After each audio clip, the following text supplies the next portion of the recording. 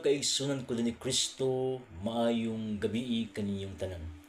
Alam na say nangutana kanako, bahay nini akong krus nga gilpintas nako. Mao ni iyang pangutana. Brother, unsa may kulugan ng imong gikwintas, brother?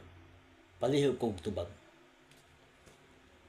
So kani akong gisul-og, ang kahulugan ani gitawag kini ang pulong nga kaluwasan. Ug mausab kini ang gahom sa Dios.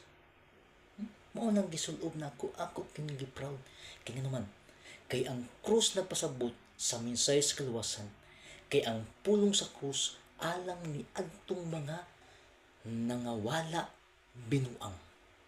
Apan ang alang kanako kini gahom sa Dios. Asa mabasa? 1 Corinto Kapitulo 1 versikulo 17 hangtod sa 18.